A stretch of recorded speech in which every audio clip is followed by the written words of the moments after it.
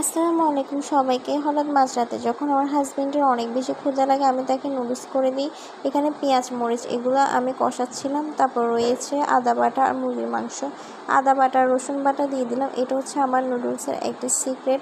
হয়তোবা আপনারা অনেকে এই জিনিসটা দেন না, কিন্তু বিশ্বাস করেন এই জিনিসটি দিলে খুব বেশি মজা হয়ে যায় নুডলসটি, আর স্বাদটা অন্যরকম হয়। এখন আমি লবণ দেওয়ার পর মুরগির মাংসগুলো দিয়ে দিলাম। অবশ্যই মুরগির মাংসগুলো আমি ধুয়ে এখানে রেখেছি। মুরগির মাংস থেকে পানিগুলো ছাড়িয়ে তারপর দিচ্ছিলাম, কারণ যখন আমি এটিকে কষাবো তখন মুরগি থেকে আলাদা একটা পানি বের হবে, যা এটিকে কষাতে অনেক সাহায্য করবে।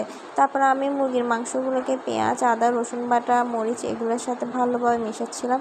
এখানে রয়েছে যে ম্যাগি মশলা, আমি এই ম্যাগি মশলা ছাড়া আর কোনো মশলা দিই না, শুধু একটু টেস্ট বাড়ানোর জন্য স্বাদে ম্যাজিক মশলা এটা দিয়ে থাকি।